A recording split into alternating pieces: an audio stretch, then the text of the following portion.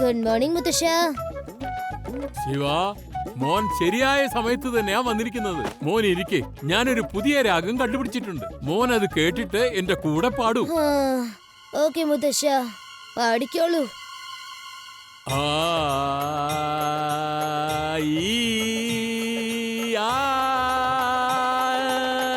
എന്റെ മനസ്സിന്റെ രാഗം കേൾക്കൂ. ഓ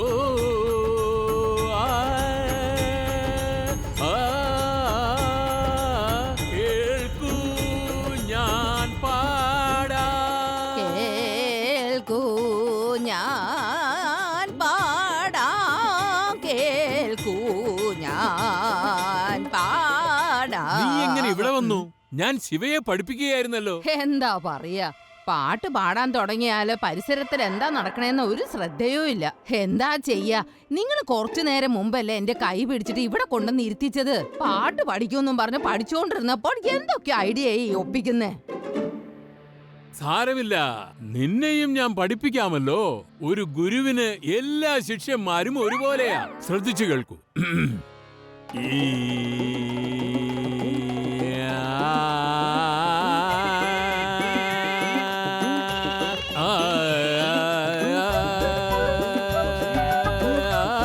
പാടും ഞാൻ കേട്ടോ.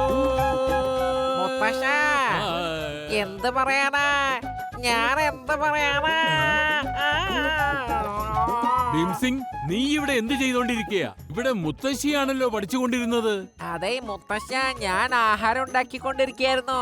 മുത്തശ്ശനാണ് എന്നെ പാട്ട് പഠിപ്പിക്കാൻ വേണ്ടി കിച്ചണിന് വിളിച്ചു വരുത്തിയെന്ന്. നിങ്ങൾ എന്തോ കളിപ്പീര് കാണിക്കുന്നുണ്ട്. മുത്തശ്ശി മുത്തശ്ശനെ പറ്റിക്കായിരുന്നു കേട്ടോ. അത് ശരി, അതാണ് കാര്യം. ഭീംസിംഗ്, നീ വൈകുന്നേരം വരെ എന്റെ കൂടെ ഇരുന്ന് പാട്ട് പഠിക്കണം. മനസ്സിലാവുന്നുണ്ടോ? എന്ന് മുത്തശ്ശി എന്നെ രക്ഷിക്കണേ. മുത്തശ്ശനോടൊപ്പം പാട്ട് പാടേ വിട്ടോ.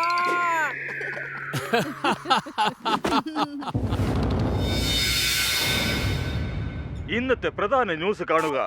ഇന്നലെ രാത്രി നമ്മുടെ വേദ സിറ്റി മുഴുവനും വന്യമൃഗങ്ങളുടെ ശല്യം കൂടിയിരിക്കുകയാണ്. വീട്ടിൽ വളർത്തുന്ന വളർത്തുമൃഗങ്ങളെ ഇവ കൊന്നു തിന്നുകയാണ്. ഇതിനെപ്പറ്റി നമ്മുടെ ഇൻസ്പെക്ടറായ ലഡ്ഡു സിംഗ് സാറിനോട് വിശദാംശങ്ങൾ അറിയുവാനായി നിങ്ങളും വളരെ ശ്രദ്ധിച്ചു കേൾക്കുവിൻ. ലഡ്ഡു സിംഗ് സാറേ, എല്ലാം പറയുവിൻ. അതെ, എന്ത് പറയാനാണ്. ഇവിടുന്ന് 50 കിലോമീറ്റർ വളരെ ദൂരെ ഒരു സിംഹം വരാൻ ആലോചിക്കുകയാണെങ്കിൽ അവിടെ ഉള്ളവർ പറയും സിംഹം ഓടിക്കോ, അല്ലെങ്കിൽ ഇൻസ്പെക്ടർ ലഡ്ഡു സിംഗ് വരുമെന്ന്. അത് കേട്ട ഉടനെ ആ സിംഹം അവിടുന്ന് പെട്ടെന്ന് ഓടിപ്പോകും. ഇത് വളരെ ചെറിയൊരു മൃഗമല്ലേ, എനിക്ക് പേടില്ല. നിങ്ങൾ വേണമെങ്കിൽ കണ്ടോ, ഞാൻ അതിനിട്ട് പന്ത് കളിക്കാൻ പോണത്. നിങ്ങൾ കേട്ടില്ലേ? ലഡ്ഡു സിംഗ് സാറ് ഇവറ്റകളെ പിടിക്കുവാനായി വളരെ ഉത്സാഹരഹിതനാണ്.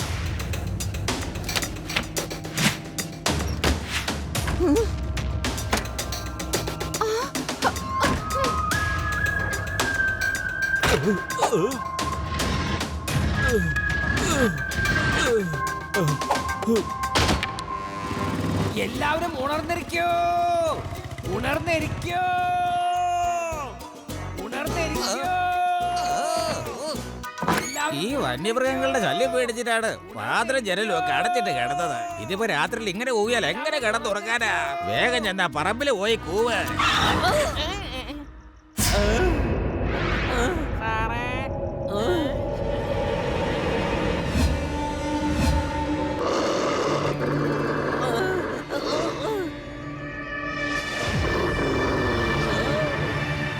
ചെന്നായ വന്നേ, ഓടിക്കോ ഓടിക്കോ.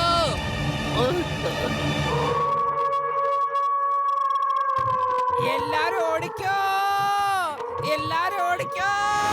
പെടറാ വിട്ടോ, എല്ലാരും ഓടിക്കോ. പെടറാ, വണ്ടിയുടെ സ്പീഡ് കൂട്ട്.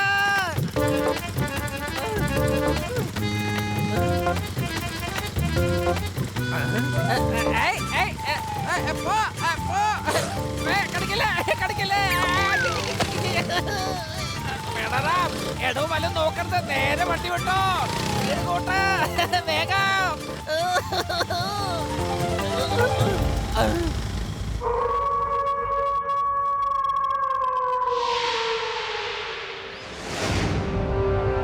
ഇന്നലെ നിങ്ങൾ ചെന്നൈയെ കുറിച്ചുള്ള ന്യൂസ് കേട്ടായിരുന്നോ? ഞങ്ങളുടെ വീടിന്റെ അടുത്തുള്ള ഒരു വീട്ടിൽ വന്നിട്ട് അതൊരു ആടിനെ കടിച്ചുകൊണ്ട് പോയി. എന്താ ചെന്നൈയോ? അതെന്തിനാ ഈ സിറ്റിയിലേക്ക് വരുന്നത്? ചിലപ്പോ ചെന്നൈയെ പോലെ രൂപം ഇട്ടിട്ട് ഏലിയൻ ആയിരിക്കും വരുന്നേ. യൂടി, നിനക്ക് ഏലിയൻ അല്ലാതെ വേറെ ഒരു ചിന്തയും വരില്ലേ? അതൊക്കെ വിട് രേവാ. ഇപ്പൊ നമുക്ക് ആ ചെന്നായികളെ എങ്ങനെ പിടിക്കണമെന്നാണ് ആലോചിക്കേണ്ടത്. എനിക്കെന്താ തോന്നുന്നു വെച്ചാൽ നമ്മൾ എല്ലാവരും കൂടി രാത്രിയിൽ പെട്രോളിങ്ങിൽ ഇറങ്ങിയാലോ? പിന്നെ നമ്മുടെ ലഡു സിംഗ് സാറിനെയും വിളിക്കണം. ഓക്കേ ശിവ. ലഡു സിംഗ് സാർ. ആഹാ ശിവ പറഞ്ഞോ. ഓക്കെ ഓക്കെ ശരി ശിവ, ഞങ്ങൾ ഇപ്പൊ തന്നെ എത്തിക്കോളാം. ഈ ശിവ എന്നെ ചെന്നായുടെ ആഹാരമായി മാറ്റും. ഞാൻ എന്താ ചെയ്യാ?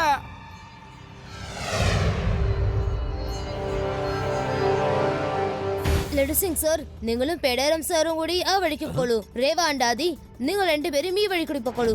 ആർക്കെങ്കിലും എന്തെങ്കിലും സൂചന കിട്ടിയാൽ മെയിൻ ക്രോസിംഗ് സിഗ്നലിലേക്ക് വരണം. ഓക്കെ ശിവ.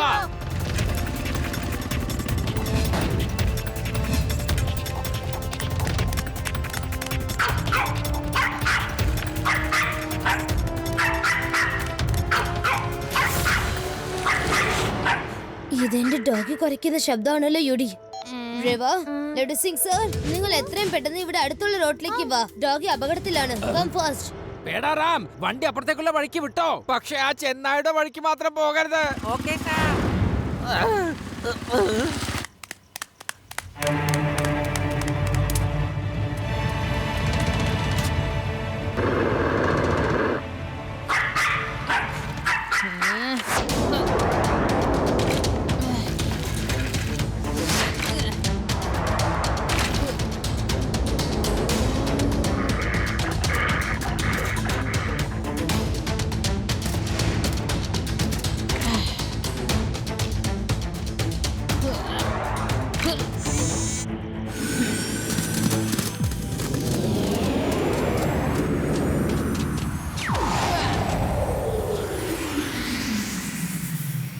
സോറി, നിനക്ക് ഇരയെ വേണമെന്നുണ്ടെങ്കിൽ കാട്ടിലേക്ക് പൊക്കോളൂ.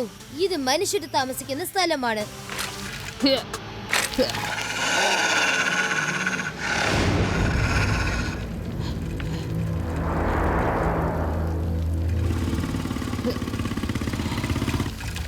ലഡു സിംഗ് സാറേ, ഈ ചെന്നായെ പിടിച്ച് എത്രയും പെട്ടെന്ന് ദൂരെയുള്ള കാട്ടിലേക്ക് കൊണ്ടുപോയി കളയണം. Shiva, you don't worry. മൃഗങ്ങളെ പിടിക്കാൻ എനിക്ക് ഒരുപാട് വർഷത്തെ എക്സ്പീരിയൻസ് ഉണ്ട്. ഞാൻ മിടുക്കനാണ്. നീ എന്റെ ഐഡിയ കേട്ടോ കേട്ടോ.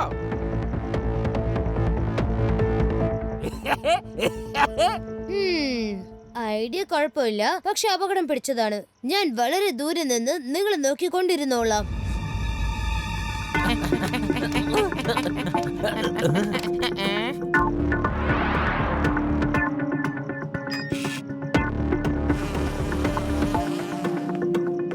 മോനെ ശിവ, വൈകുന്നേരം ആയ ഈ ജനലുകളും വാതിലുകളൊക്കെ അടച്ചിട്ടേക്കണം. ചെന്നായകൾ ഇറങ്ങിയിട്ടുണ്ടെന്ന് കേട്ടിട്ടില്ലേ? അവ എപ്പോഴാ വീട്ടിലേക്ക് കേറണേന്ന് അറിയില്ല മോനെ. Good night. ആ പേടാറാം, ഈ സ്ഥലത്ത് വെച്ച് വേണം നമുക്ക് ആ ചെന്നായെ ട്രാപ്പ് ചെയ്യാൻ. ഓക്കെ, ഈ ആടിന്റെ മുഖംമൂടി നീ ഇപ്പൊ ഇട്ടോ.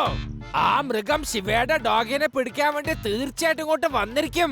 ഞാൻ ഈ മരത്തിന്റെ മുകളിൽ കയറി കൂടെ നോക്കിയിരുന്നോളാം. കേട്ടല്ലോ? നീ ആടിന്റെ വേഷം മാറി മേ മേ എന്ന് ഒച്ച വെക്ക്. അത് കേട്ട് ആ മൃഗം നിന്നെ കഴിക്കാൻ വേണ്ടി ഇങ്ങോട്ട് വരുന്ന സമയത്ത് ഞാൻ മരത്തിന്റെ മുകളിൽ നിന്ന് ദാ അതിന്റെ മീതെ ഈ കൂടിട്ടോളാം. കൊള്ളാമോ? എങ്ങനെയുണ്ട് പ്ലാൻ? ഐ, എന്റെ ഫുൾ പ്രൂഫ് പ്ലാൻ നിനക്ക് ഇഷ്ടായോ?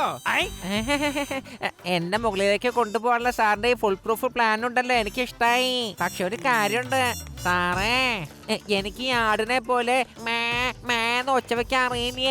സാറിനത് അറിയാലോ സാർ.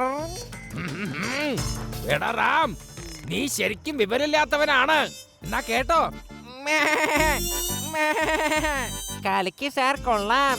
സാർ ഈ ടാലന്റ് ഇത്രയും നാൾ എവിടെ ഒളിപ്പിച്ച് വെച്ചിരുന്നേ? ശരിക്കും ഒരു ആട്ടുകുട്ടിയുടെ ശബ്ദം കേട്ടതുപോലെ തന്നെ ഉണ്ട്. സാർ ഇതിനു മുമ്പ് ആക്ടിങ് ചെയ്തിരുന്നോ സാറേ? ആക്ടിങ് എടോ ഞാൻ സ്കൂളിലും കോളേജിലൊക്കെ പഠിക്കുമ്പോ എന്റെ അഭിനയം എല്ലാരും കണ്ടിട്ട് പറയും നമ്മുടെ വീട്ടിൽ നിന്ന് 50 കിലോമീറ്റർ വളരെ ദൂരെ പോയി നോക്കിയാലും ഇതുപോലത്തെ ഒരു ആക്ടറെ കാണാൻ കഴിയില്ലാന്ന്. അത്രയ്ക്ക് ഇഷ്ടാണ് എന്നെ, മനസ്സിലായോ? കൊള്ളാം സാറേ. എന്നാ പിന്നെ ഇന്നത്തെ മെയിൻ റോള് സാറ് തന്നെ അങ്ങ് ചെയ്താ പോരെ. ആട്ടുകുട്ടിയുടെ റോള് സാറിനെ പോലെ ചെയ്യാൻ ആർക്കും പറ്റില്ല. ഇത് പിടിച്ചോളൂ സാറേ. സാർ ആ മൃഗത്തിനെ പിടിച്ചു കഴിഞ്ഞാൽ സാറിന്റെ മുഖം ടിവിയിൽ വരും, നാട് മുഴുവനും പാട്ടാവും. സാറിന്റെ അഭിനയത്തിന് ഒരുപാട് ആരാധകരുണ്ടാവും. ശരിയല്ലേ സാറേ? ഞാനൊരു പട്ടാളക്കാരനെ പോലെ മരത്തിന്റെ മുകളിൽ ഇരുന്നോളാം. ചെന്നായ വന്നതും ആ കൂടിട്ടിട്ട് അതിനെ പിടിച്ചോളാം. ഓക്കേ?